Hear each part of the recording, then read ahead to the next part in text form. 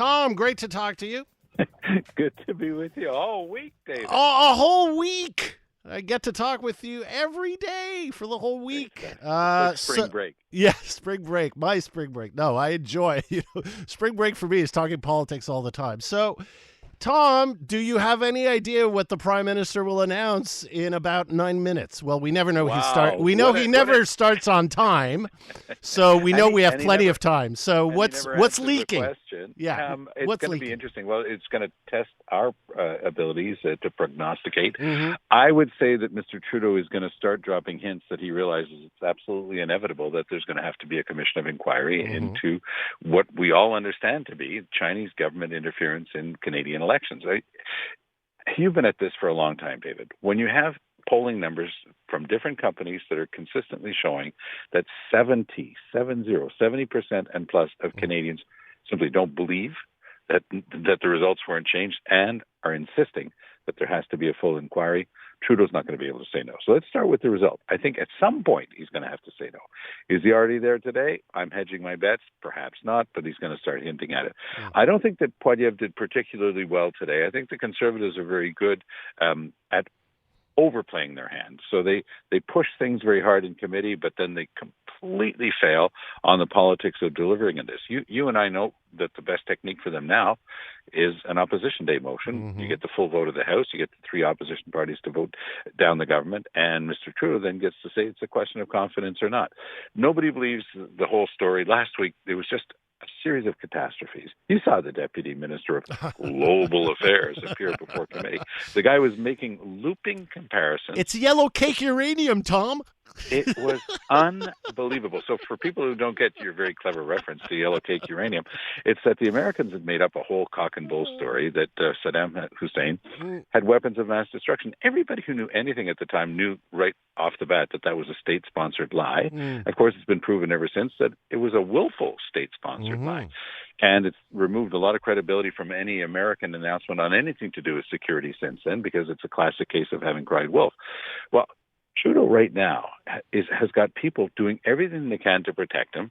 Like Morris Rosenberg, fantastic guy, great experience in government. But can we just say that asking the guy who headed up the Trudeau Foundation for 4 years to investigate whether Trudeau has given enough information and whether his system in place allows us to know whether the result of the election was changed, I don't think that was the smartest move I've ever seen in politics.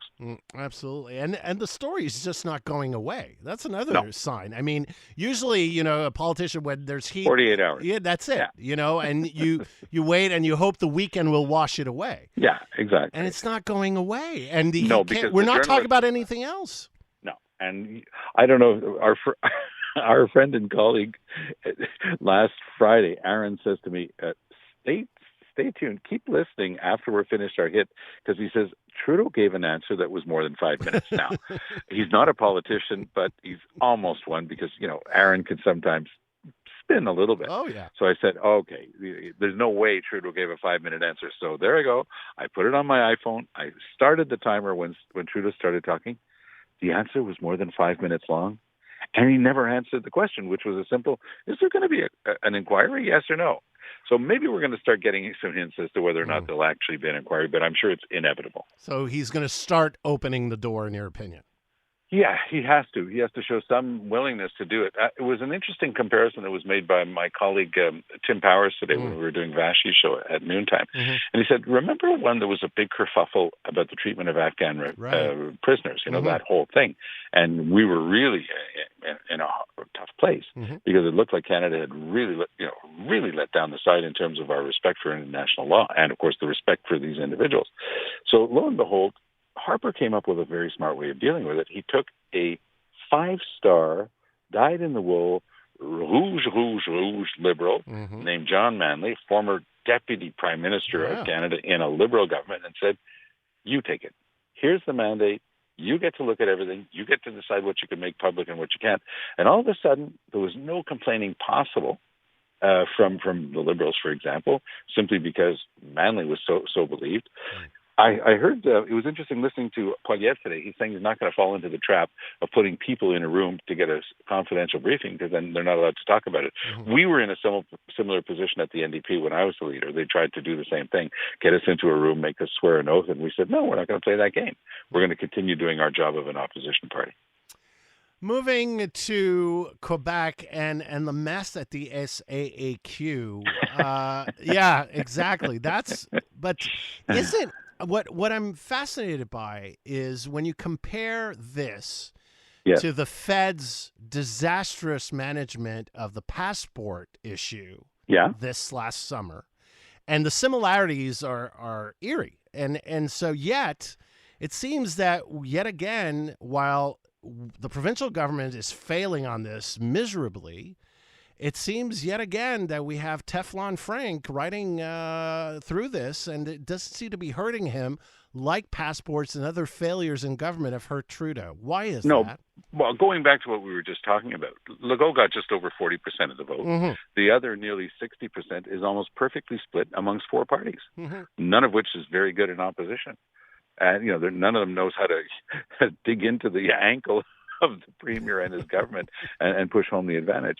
The other thing is, too, it reminds me more of the Phoenix pay system. Yeah. Because it's the same type of thing where, you've got a bunch of experts saying, whatever you do, don't hit the green button. We haven't tested this thing yet.